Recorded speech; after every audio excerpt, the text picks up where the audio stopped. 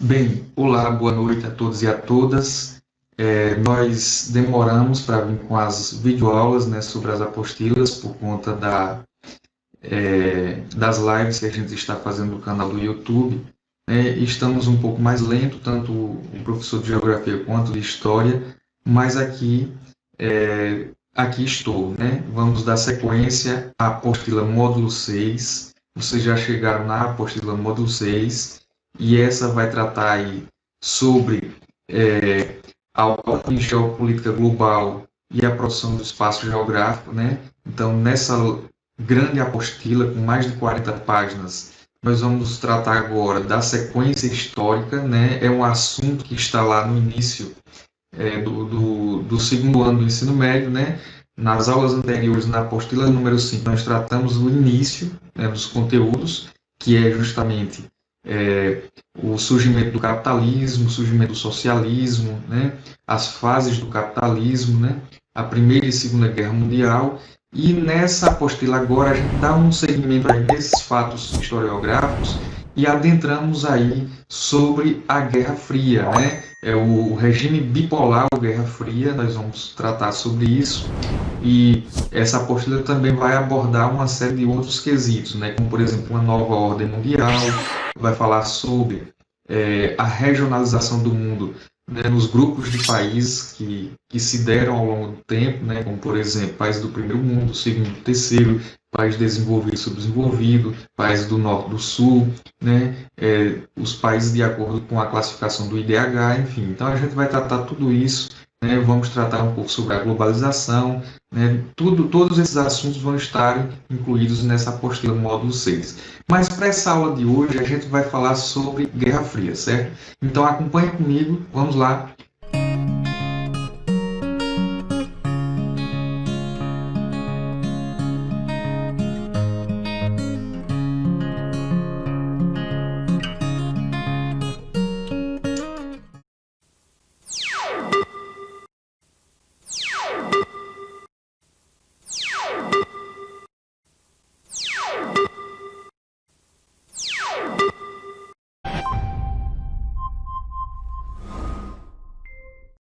Vamos falar um pouco sobre Guerra Fria. Vocês vão acompanhar comigo aqui. Veja só, apostila no módulo 6, né? Aula 1. Veja só, aula de Geografia com o professor Renato, certo? Guerra Fria. Vamos tratar sobre Guerra Fria nessa aula. O que seria essa Guerra Fria, né? Guerra Fria foi um momento histórico, né, pós-Segunda Guerra Mundial, quando estava desbancando ali, a gente tratou isso na apostila do módulo 6, estava desbancando aí duas grandes superpotências, né, que inclusive os Estados Unidos lança duas bombas atômicas no Japão, uma em 6 de agosto em Hiroshima e outra em 9 de agosto em Nagasaki. Qual o objetivo dessas bombas atômicas de um país pequeno que já estava rendido praticamente, né? O objetivo era, claro, mostrar uma ordem geopolítica global que se baseava agora na disputa de poder com uma outra superpotência que surgiu também, inclusive ao lado dos aliados, né? Ao lado dos países vencedores da Segunda Guerra Mundial, né? Então, que outra superpotência fez frente aos Estados Unidos a partir dali? A União Soviética, né? Um país que passou pela Revolução Russa em 1917, né? Adotou a União das Repúblicas Socialistas Soviéticas em 1922, né? E a partir de então, né, baseado num tripé industrial, né, da indústria bélica, a indústria de base, né, e a produção energética, né, se tornou uma grande superpotência que disputou palmo a palmo com os norte-americanos em uma fase que ficou conhecida como Guerra Fria, né? Mas por que o termo Guerra Fria? Estados Unidos aqui de um lado e União das Repúblicas Socialistas Soviéticas do outro lado. É um modelo de disputa ideológica, política e militar entre essas duas superpotências pós-Segunda Guerra Mundial, né? Estados Unidos liderava o polo dos países do Ocidente, implantando aí um modelo de sociedade chamado capitalismo. A União Soviética né, liderava ali o bloco oriental, né, expandindo o modo de produção comunista ou socialista para os países do Oriente, né? Então, essa divisão do mundo em dois grandes polos de poder ficou conhecido também por bipolarização do poder, ou bipolarização do mundo, certo, gente? Então, por que bi? Bi são dois, né? Dois o quê? Dois polos de poder, certo, pessoal? Então, a Guerra Fria se consistiu nisso. Mas por que o nome Guerra Fria? Né? Porque foi no gelo? Claro que não. Guerra Fria, pessoal, porque não foram confrontos diretos entre essas duas superpotências, eram confrontos indiretos. Ambas incentivavam outros países menores a guerrear, a lutar, né? A implantar o seu modo de produção, né? Tanto a União Soviética pregava em alguns países o comunismo, quanto os Estados Unidos, né? E nós tivemos dois grandes exemplos de países que acabaram se dividindo, né? A população em si se dividiu, guerreando entre si para hegemonizar o modo de produção que esses dois países estavam tentando estabelecer, certo? Por exemplo, a Coreia passou por uma guerra, né? Foi dividida e até hoje é separada. O Vietnã, né, se separou, foi dividida, a população se dividiu naquele momento, mas hoje ainda se mantém como um único país, certo? Então vamos lá. Aqui tem os antecedentes históricos, ó, como a gente estava falando. Pós-guerra, existe a emergência de duas superpotências militares. De um lado, os Estados Unidos, do outro, a União Soviética. Mas que antecedentes foram esses? Ó, declínio das forças italianas em 1943, né? A redução do exército alemão em 1945 e a rendição japonesa após as bombas de Hiroshima e Nagasaki. Está aqui um exemplo, né? Uma imagem que vai mostrar o caos desse período, né? Que foram as duas bombas atômicas no Japão. E aí esse regime é chamado de bipolarização do poder ou velha ordem mundial, certo, pessoal? Então veja, quais são as características? A gente já comentou sobre isso, as características dos modelos de produção que cada país adotava. O sistema capitalista, de um lado, aqui, ó, liderado pelos Estados Unidos, no lado ocidental, né, tem como característica o quê? Uma sociedade dividida em classes, predomínio da propriedade privada, busca pelo lucro e economia de mercado. Essas são as principais características. A gente poderia elencar aí também a mão de obra assalariada, né? Sistema socialista propõe o quê? Uma sociedade sem divisão de classe, sem existir ricos e pobres, sem patrão e empregados, né? Socialização dos meios de produção, que são as riquezas, as máquinas, as indústrias, o comércio, as propriedades rurais, deveriam pertencer a todos de maneira coletiva, certo? Planificação da economia, ou seja, o Estado deveria planejar a economia, planificar, criar planos quinquenais, né, para garantir o que produzir, para que produzir e depois distribuir o resultado da produção para a sociedade. Então, aqui a União Soviética, né, que tentou implantar o socialismo nesses países do lado oriental e do lado dos Estados Unidos no Ocidente, o capitalismo. Aí, veja, tudo começou pós-Segunda Guerra Mundial.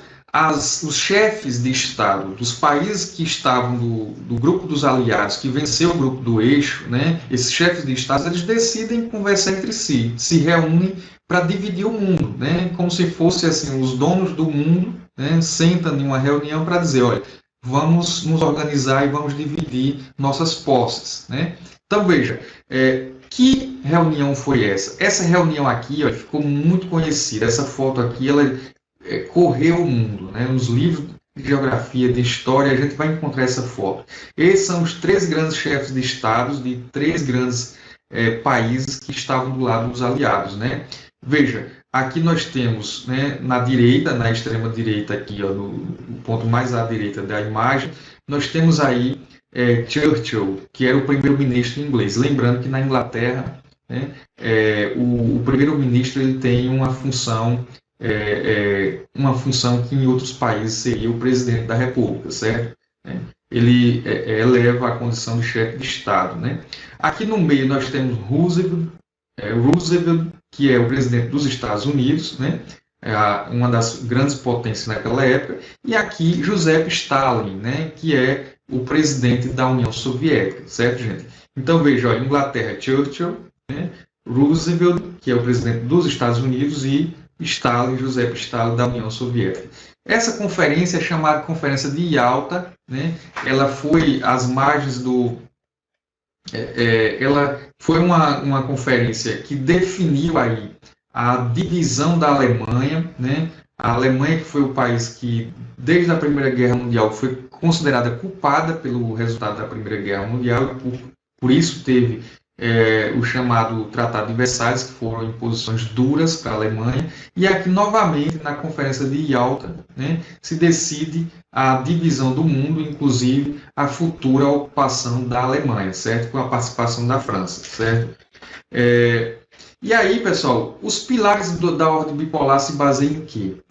Tudo começou com dois grandes planos norte-americanos, o Plano Marshall, né, e a doutrina Truman. O que seria o Plano Marshall? Era um plano, né, de alavancar recursos financeiros das agências financeiras dos Estados Unidos para emprestar esse dinheiro para as economias da Europa. Qual o objetivo? Porque os norte-americanos são bonzinhos? Claro que não. O objetivo era claro, né? Era investir dinheiro nos países que estavam arrasados pela guerra, lembrando mais uma vez que, apesar do nome Guerra Mundial, mas o palco do conflito foi a Europa, né? Tudo bem que tivemos uma extensão lá para a Ásia, atingindo a Rússia, a União Soviética, atingindo o Japão, mas o palco maior foi a Europa, ou seja, os países europeus, sobretudo do Ocidente, como Inglaterra, Alemanha, França, Itália, estavam tudo arrasados, destruídos. Vocês imaginam uma guerra mundial no seu território, né? Então, fábricas, produção no campo, comércio, cidades, tudo em ruínas, né? Então, como esses países iriam se reerguer economicamente, né? É aí que entra o mocinho, né? Como eles sempre se colocam, os norte-americanos, inclusive nos filmes de Hollywood, se colocam como os mocinhos contra os vilões, né? Então, passa a emprestar dinheiro aos países, se torna credor dos países da Europa Ocidental. Qual o objetivo? Né? Reconstruir as economias desses países, colocar governos que adotem a dita democracia ocidental burguesa, da qual os norte-americanos sempre foram defensores. Mas que tipo de democracia é essa? Colocar governos que estejam antenados com os interesses da economia, da política norte-americana, né? Então, ou seja, colocar governos que adotassem o capitalismo. Então, o objetivo era emprestar dinheiro para criar governos aliados aos americanos para conter o avanço do comunismo que estava do Oriente para o Ocidente, né? E implantar o socialismo, o capitalismo, certo? Aí tem outro plano também, né? A doutrina Truman. Nem que consistia a doutrina Truman, né? Tanto o plano Marshall quanto a doutrina Truman foi criado em 1947. Então, a partir de 1947 começa de fato o que viria a ser chamado de Guerra Fria, né? E só foi acabar em 1989 com a queda do Muro de Berlim. O plano Marshall, a doutrina Truman, era uma espécie de cortina de ferro, como diz Winston Churchill, que foi o primeiro-ministro inglês, né, em que os norte-americanos militarizavam, né, e incentivavam os países do Ocidente da Europa a militarizar os seus países e impedir o avanço das ideias comunistas que vinham do Oriente e, às vezes, acabava atingindo o Ocidente, como, por exemplo, atingiu um país no quintal dos Estados Unidos, que foi Cuba, uma ilha pequena na América Central, a poucas milhas de Miami, nos Estados Unidos, né?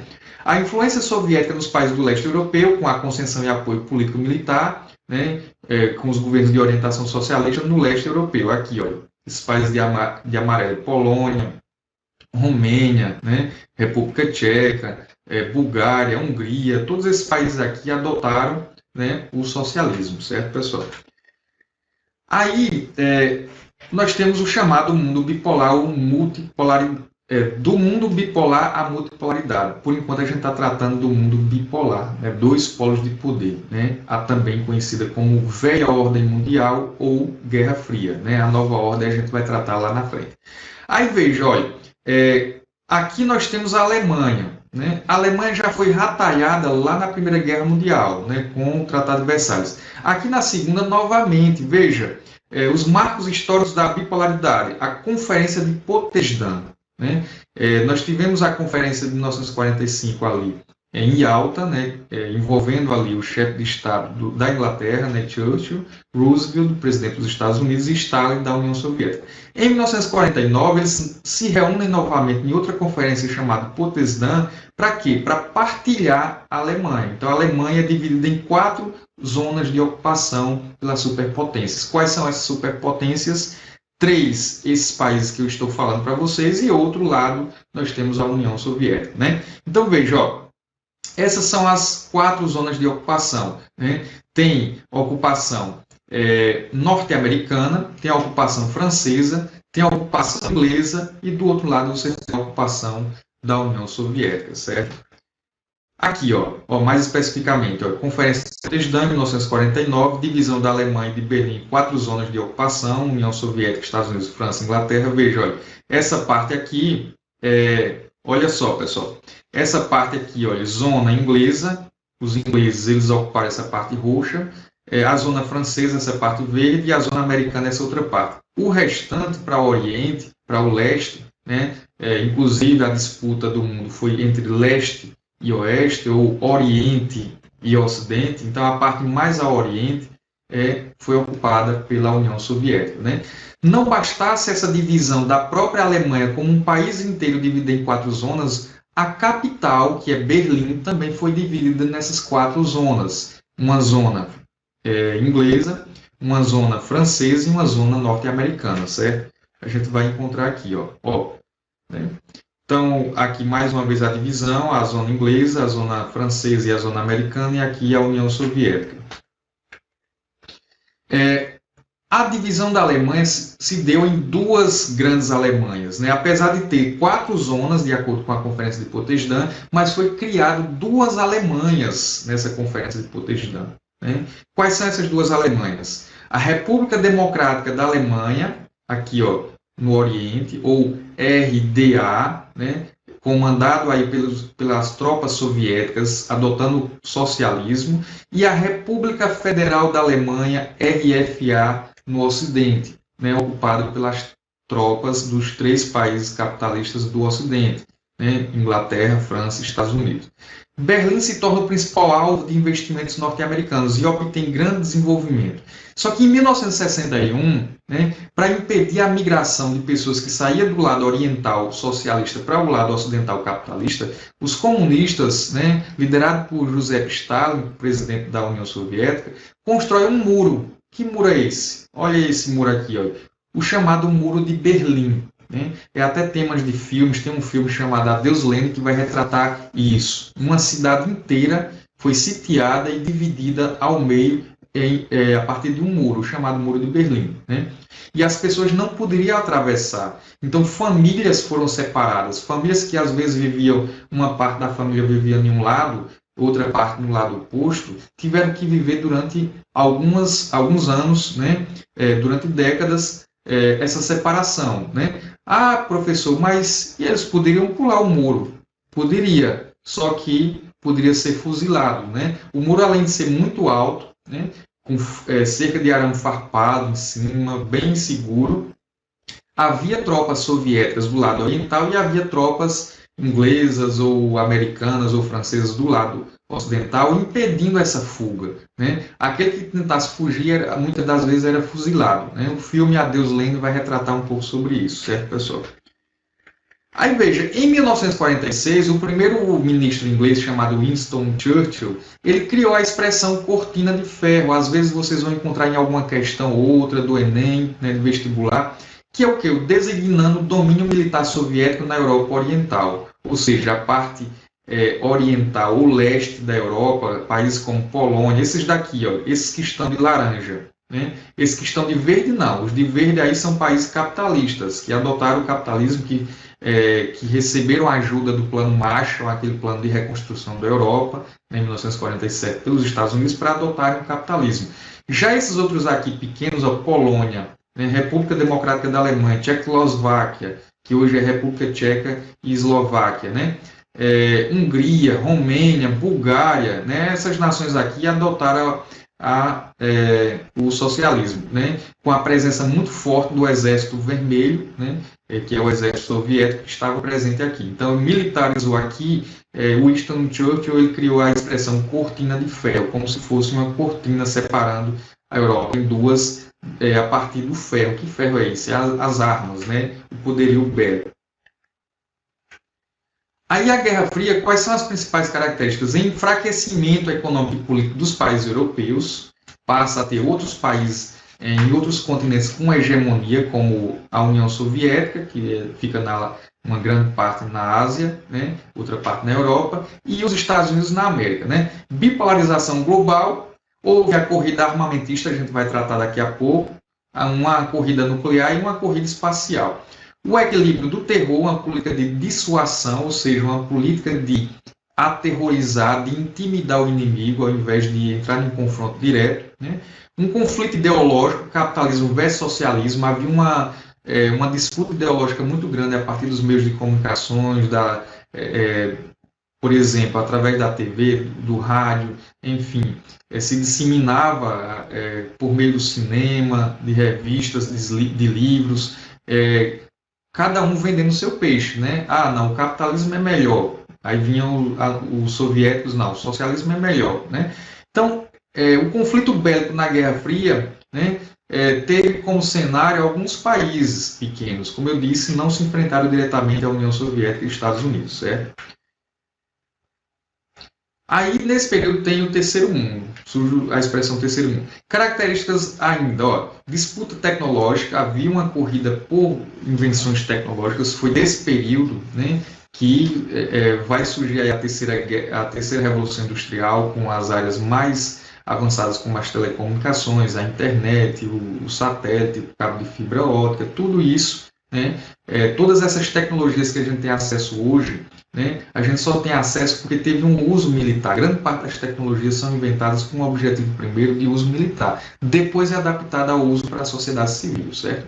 Houve a corrida espacial, a espionagem, existia a agência de inteligência norte-americana, a CIA até hoje, né, e a KGB do lado dos soviéticos. Essas duas agências de inteligência mandavam espiões de um lado para outro. Lembre-se que aquele filme James Bond, né, que é um agente de espionagem da CIA americana, ele se envolve, né, para tentar descobrir algumas coisas na União Soviética. A mesma coisa, agentes da KGB sempre estiveram aqui no Ocidente para tentar descobrir algumas coisas. Né? Busca de aliados, conflitos regionalizados, ou seja, os conflitos já não eram mais mundiais, né? Não havia a possibilidade de existir uma guerra mundial, né? Na verdade, havia a possibilidade, mas ambos as potências se respeitavam porque sabia que os conflitos tinham que ser regionalizados, porque se fosse uma guerra mundial, havia a possibilidade de destruição e autoaniquilação do mundo. Né? Difamações. Aqui nós temos um exemplo dessa guerra ideológica. Olha, o filme Rocky Balboa contra o Dragon, que é um soviético de mais de 2 metros de altura, muito mais forte do que Rocky Balboa, mas como é um filme com um poder ideológico muito forte para tentar convencer os americanos que os americanos, apesar de serem, enfim, apesar de ter algumas desvantagens, sempre vão vencer o vilão, né? Então o filme de Rocky Balboa coloca ele como que apanha bastante, porque o soviético é maior, mais forte e tal, mas ele acaba vencendo porque ele é o mocinho, né? E vários outros filmes, se a gente pensar até com o próprio Sylvester Stallone, né, o filme de Rambo, né? Os primeiros filmes de Rambo mostram ele passando por um exército soviético, tomando um monte de tiro e não consegue morrer, e acaba matando um exército inteiro, né? É para tentar mostrar essa figura mítica do americano como o super-herói, né? Como se fosse um super-herói, né? Que está além da condição material, né? E se torna essa figura mítica superior, certo, gente? Aí a gente pode dar o exemplo do Capitão América, né? Os primeiros filmes mostram o Capitão América lutando contra os soviéticos, né?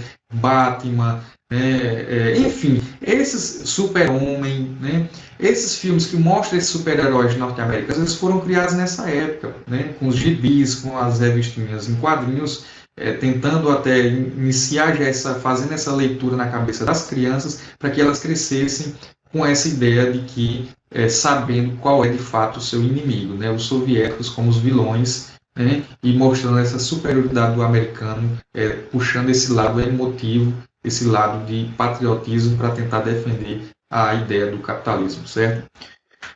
Aí vamos lá. A doutrina Truman, a gente já falou, né, a política de contenção do socialismo, né, e aqui nós temos o Plano Marshall, também em 47 a gente já falou também. A OTAN, aqui é importante, ó, a OTAN é a Organização do Tratado do Atlântico Norte, que foi uma aliança militar formada pelos países do Ocidente, né, capitalistas, criada em 1949. Né? Então, como resposta às teses nucleares feitas pelos socialistas. Houve nesse período um macartismo nos anos 50, né, que é a perseguição aos comunistas, né? McCarthy foi um senador norte-americano que ele criou uma campanha da caça às bruxas, né? Que era justamente qualquer pessoa que tivesse alguma ideia social, que lutasse por um ideal social, era visto como comunista e era perseguido, muitas vezes preso, assassinado, enfim. Guerra da Coreia, 1950 a 1943, a gente vai comentar um pouco mais, busca a contenção da expansão comunista, né? Foi uma divisão da Coreia em Coreia do Norte, ocupada pelas tropas da União Soviética socialistas, e Coreia do Sul, ocupada pelas tropas dos Estados Unidos capitalistas. E houve essa guerra de 3 anos, e acabou separando essas duas Coreias. Até hoje a gente tem esses países que estão lado a lado, mas brigam entre si, né? Em alguns momentos há um momento de tensão, de possibilidade de um conflito entre os dois países, outros momentos há uma trégua, né? A crise dos mísseis em Cuba, em 1962, foi o período mais crítico. Inclusive, um jornalista norte-americano, inglês, se não me falha a memória, ele vai escrever um livro chamado Os 10 Dias que Abalaram o Mundo, né? John Red, alguma coisa Red, e foi um momento que realmente abalou. Né? As pessoas acreditavam que havia uma grande possibilidade de um terceiro conflito mundial e todo mundo sabia as consequências de uma terceira guerra mundial. Seria muito mais devastador do que qualquer outro conflito que existiu na história. Né? Apoio à formação das ditaduras na América Latina. Os norte-americanos, diretamente a partir da agência de espionagem norte-americana como a CIA, né, promoveu os golpes de Estado, né, a supressão das liberdades individuais, né, e há um regime ditatorial, repressivo, né, genocida e assassino em várias nações, como a Argentina, Uruguai, Paraguai. Todas essas nações adotaram, e o Brasil não poderia ser diferente. De 1964 a 1985, o Brasil viveu o que se chamou de anos de chumbo, né? Muitas pessoas foram mortas simplesmente porque falavam o que pensavam, certo, gente? Então, jornalistas, intelectuais, professores, estudantes, líderes partidários, líderes sindicais, enfim, muita gente foi assassinada pelos porões da ditadura, né?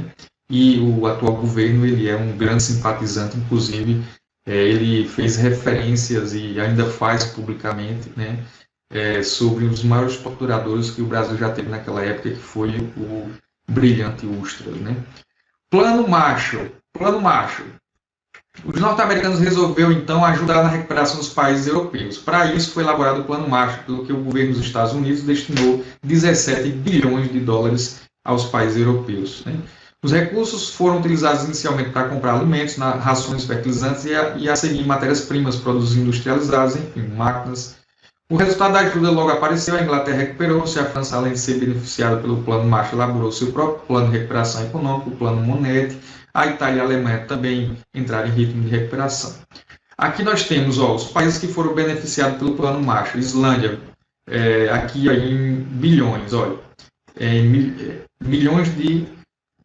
Quando a gente encontra aqui essa cifra em milhões de dólares, então quer dizer 500 milhões, ó, 29 milhões, Islândia, Portugal 50, Iugoslávia 104, Suécia 107, Irlanda 146, Turquia e sucessivamente, né? Os maiores beneficiados foram a Inglaterra, com 3 bilhões e 175 milhões, a França segundo com 2 bilhões e 706 milhões, e a Itália com 1 bilhão e 474 milhões, certo, pessoal?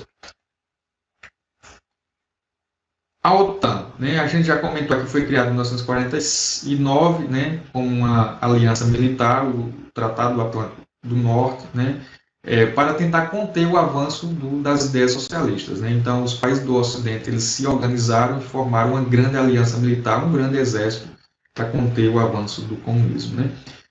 A criação da OTAN reunia países da Europa Ocidental e os Estados Unidos. Numa aliança militar, seu principal objetivo era fazer frente à União Soviética, né, e a seus aliados. Continuar a existir a OTAN. Em março de 1999, 3 países que antes faziam parte do bloco socialista entraram na organização: a Hungria, a República Tcheca e a Polônia. Depois que terminou a Guerra Fria, e essas 3 nações, República Tcheca, Hungria e Polônia, se tornaram capitalistas e entraram na OTAN, né? A União Soviética não deixou por menos. Em 1949 foi criada a OTAN. A União Soviética de 1948 e 49 cria o bloqueio de Berlim. Quer dizer isso, impedindo que as pessoas saíssem de Berlim, né, e impedindo que uma parte da cidade recebesse mantimentos que vinham, às vezes, de aviões dos países do Ocidente, como os Estados Unidos lideravam, levar mantimentos, roupas, comidas, coisas do Ocidente em que o Oriente não tinha acesso, né? Então tentava levar para tentar atrair essas pessoas para o modo de produção capitalista, vendendo como uma ideia boa, né? Incentivando, impulsionando o consumismo, né? Então, o que foi que fez as tropas soviéticas? Impediram, fizeram um bloqueio na cidade para impedir essa chegada de mercadorias do lado ocidental, né? Em 1949, criação da República Democrática da Alemanha, criação do Comecon, a bomba soviética, né? A União Soviética criou uma bomba e de repente foi uma bomba atômica, já que os Estados Unidos já tinham demonstrado ao mundo, né, uma espécie de fazer teste, né? Fizeram teste em 2 cidades, infelizmente, destruindo muita gente, né? A bomba de Hiroshima e Nagasaki, em 1945. Em 1949, a União Soviética cria a sua bomba atômica, né? Em 1955, ocorre o Pacto de Varsóvia, a criação de uma aliança militar para fazer frente à OTAN. Em 61, o Muro de Berlim, como a gente já tinha dito, né? Em 62, a crise dos mísseis. E essa crise dos mísseis, pessoal? Essa crise dos mísseis, a gente já comentou, né? Foi o momento mais crítico. Por quê? Veja, os norte-americanos mantinham base militar na Turquia, um país que é a ponta de entrada ali entre a Europa, a África e a Ásia, né? Então, da Turquia, do ponto de vista geopolítico, é muito estratégico, a partir de uma base militar com mísseis de longo alcance, direcionado para Moscou, que é a capital da União Soviética, né? Então, para fazer frente a essa intimidação, a esse equilíbrio de terror, o que foi que fizeram os soviéticos? Incentivaram uma revolução socialista com as ideias socialistas, baseada nos preceitos marxistas, né? Foi implantada uma revolução em um pequeno país da América Central, que é a ilha de Cuba, né? Liderado ali por Fidel Castro e por Ernesto Che Guevara, um argentino militante da esquerda, né? Eles lideraram um movimento de guerrilheiros que tiveram um apoio popular muito grande, sobretudo dos camponeses, saíram visitando com práticas de guerrilha, conhecendo o território da selva cubana, na Sierra Maestra, subindo e descendo montanhas e ganhando o apoio popular, sobretudo dos camponeses, né? Isso fizeram com que ali fosse implantada uma revolução socialista, né? Então, os soviéticos incentivaram essa revolução e, inclusive, em 1962, né, utilizaram o espaço territorial da ilha de Cuba e direcionaram 6 grandes mísseis direcionados para Miami, nos Estados Unidos, né? Então, essa foi a crise dos mísseis. Durante 10 dias, houve uma troca de farpas, de agressões e, ao mesmo tempo, de diplomacia, e a partir da diplomacia foi resolvido esse conflito, certo, pessoal? Mas foi um trisquinho para ocorrer ali o terceiro conflito mundial. E uma terceira guerra mundial, como eu já tinha dito a vocês, poderia ser o fim da humanidade, né? Aqui nós tivemos uma corrida espacial também, né? Então, corrida bélica, corrida armamentista e corrida espacial. A corrida espacial se deu entre Estados Unidos e União Soviética, disputavam o poder tanto em armas quanto em tecnologia diversificada, como, por exemplo, foguetes. Enquanto um país fabricava um foguete para chegar à Lua, o outro preparava outro foguete, né? Então havia essa disputa. Enquanto um criava um satélite, o outro ia também, não deixava por menos e criava. Então a ambição, né, do homem, o planeta Terra ficou pequeno para a ambição que o homem passa a ter, né? O homem passa a perceber que era necessário descobrir o mundo fantástico que estava no espaço, né? E a partir dali era mais fácil você controlar o nosso planeta de lá de cima, certo? Então, essa disputa consistiu em 57, a União Soviética lança o primeiro satélite para o espaço, chamado Sputnik. Os satélites são importantíssimos. Hoje tem mais de quase 3 mil satélites em órbita no planeta, girando para lá e para cá. Né? É do satélite que se permite transmissão de dados, de imagens, de mapas, como, por exemplo, imagens de satélites para ter um controle sobre desmatamento, por exemplo, na Amazônia, né? Ter um controle sobre a previsão do tempo, dados sobre a questão dos sinais de TV a cabo, os sinais de internet, os sinais de celular, enfim. Então, é importantíssimo. E o primeiro ser vivo a ser lançado ao espaço também em 57, né, pelos soviéticos, foi a cachorrinha Laika. Então, foi criada uma espaçonave e coloca um ser vivo como um teste para saber se tinha condições de um ser vivo fazer uma viagem no espaço e voltar vivo. E de fato voltou. Essa cachorrinha ganhou o mundo, ficou muito famosa, tiraram uma foto, porque ela voltou, né, a cápsula se desprendeu e ela voltou lentamente com paraquedas e ficou viva, certo, gente? Em 1958, os Estados Unidos lançam o primeiro satélite também deles, o Explorer 1. Em 61, o primeiro homem, veja só, os soviéticos já tinham testado que a cachorrinha Laika tinha voltado, certo? E o que foi que eles fizeram? Aí, em 1961, eles lançam o primeiro homem ao espaço. O cosmonauta chamado Yuri Gagarin, que foi a bordo da Vostok 1, né? Ele faz uma viagem ao redor do planeta e dele aquela expressão, nossa, o planeta é azul. Por quê? Foi ele a primeira pessoa, o primeiro ser humano a avistar o espaço, a avistar o nosso planeta do espaço. Então, dá aquela coloração azulada, né, por conta da reflexão dos raios solares sobre a massa de água na superfície da Terra, que é mais de 70%, então dá uma coloração azulada. Então, o planeta é azul, certo? Em 1969, os norte-americanos também lançam o homem, só que não somente ao espaço, lança para a Lua logo, né? A bordo da Apollo 11, né? Então, Neil Armstrong, que foi o primeiro homem a pisar na Lua, é dele aquela expressão, a gente até vai ver um videozinho curto agora, uma reportagem sobre a época, é dele aquela expressão de que o homem deu um pequeno passo, né? Mas deu um grande passo. O homem deu um pequeno passo, né? Mas a humanidade deu um grande passo, né, certo, pessoal? Mais ou menos assim. Então, aqui nós temos o projeto Guerra nas Estrelas, consistiu de fato nesse período, né? A gente tem hoje seriados, né, falando Guerra nas Estrelas, Guerra nas Estrelas. Aquilo ali é ficção científica, né? Mas o projeto em si foi um projeto muito ambicioso e ao mesmo tempo muito secreto, né? Muitas das informações ficaram somente de conversa, né? As pessoas faziam suposições, liam uma revista, um jornal, enfim. Mas era um projeto muito secreto do governo Reagan, né? E consistia em quê? Uma bateria de mísseis antiaéreos, né? Um conjunto de armas militares que protegia o espaço aéreo norte-americano. Era como se fosse um campo de força que impedia qualquer entrada de míssil inimigo, de armas inimigas, né? Se eles sentissem alguma arma inimiga avançando sobre o seu espaço aéreo, automaticamente essa arma era abatida, ou seja, era destruída no próprio espaço, né? Um conjunto de armas aéreas que ficava protegendo o espaço aéreo norte-americano. E aqui nós temos a imagem da cachorrinha Laika. Aqui a imagem de Yuri Gagarin, que foi o primeiro homem, o primeiro cosmonauta a viajar no espaço. E aqui Neil Armstrong, né, que pisa na Lua.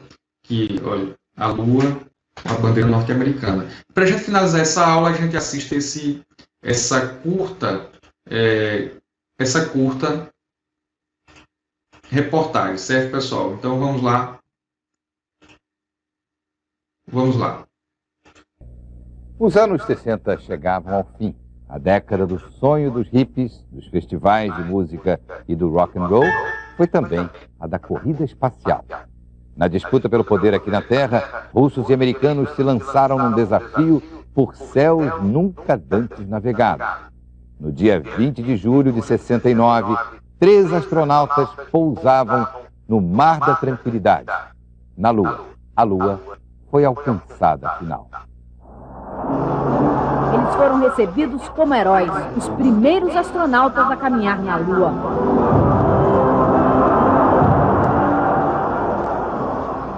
Há 30 anos, o desafio era imenso.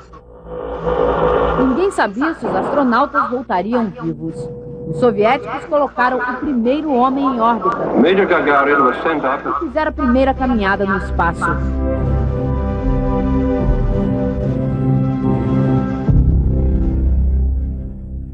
O presidente John Kennedy impôs um prazo aos americanos: chegar à Lua até o fim da década de 60. Before this decade is out, of landing a man on the moon and returning him safely to the Earth.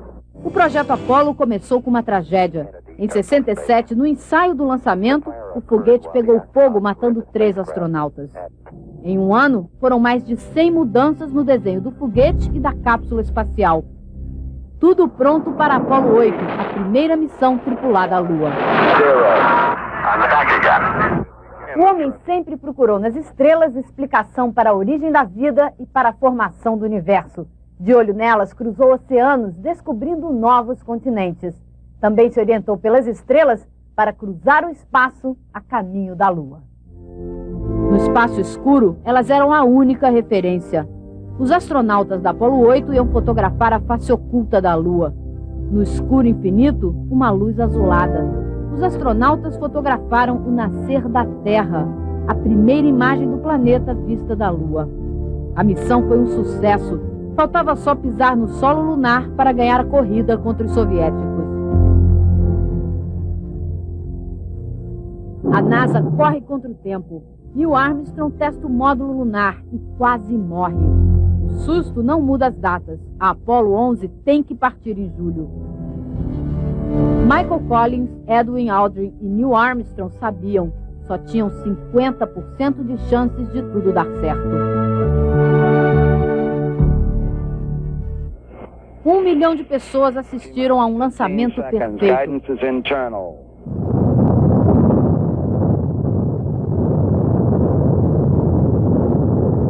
O jornalista americano Walter Cronkite narrou o momento histórico.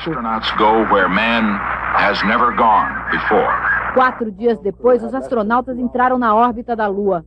Passaram do ponto de pouso. Neil Armstrong procurou um terreno plano. Só tinha combustível para mais 30 segundos de manobras. Silêncio em Cabo Canaveral. A missão agora estava nas mãos do único piloto civil da NASA.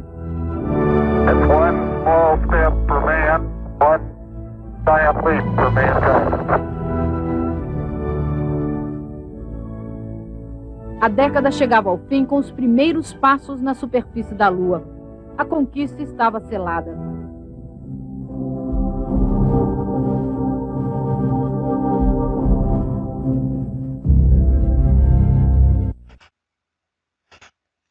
Então, pessoal, veja a frase aí que eu me atrapalhei, né? Um pequeno passo do homem e um grande salto da humanidade, né?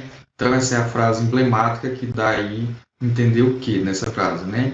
Que o homem estava apenas dando, o Neil Armstrong foi o primeiro homem a pisar na Lua, deu apenas um pequeno passo sobre a Lua, mas um grande salto para a humanidade. Por quê? Porque a partir dali iria acontecer uma grande quantidade de invenções tecnológicas e de desenvolvimento civilizatório da humanidade, né? A partir desse controle cada vez maior dos elementos da natureza por conta desse domínio tecnológico e do avanço das técnicas por conta do desenvolvimento do homem, né? Então, veja, essa aula inicial foi falando um pouco sobre a Guerra Fria, o regime bipolar, né? Mas a gente ainda vai tratar sobre, na aula número 2, nós vamos tratar mais sobre aí a corrida armamentista. Até então a gente falou da corrida espacial, né? Do que consistiu a Guerra Fria, esse regime bipolar, essa disputa ideológica entre capitalismo e socialismo, né? O início ali com a Conferência de Yalta e Conferência de Potsdam, dividindo o mundo em 2, né? A criação do Muro de Berlim, né? Enfim, a gente tratou desses elementos mas na segunda aula, né, fiquem comigo que a gente vai descortinar um pouco mais e abrir a mente de vocês sobre quais foram os desfechos dessa guerra, dessa dita Guerra Fria, certo, pessoal? Então, espero que tenha gostado, beleza? Tchau, tchau, gente, até mais.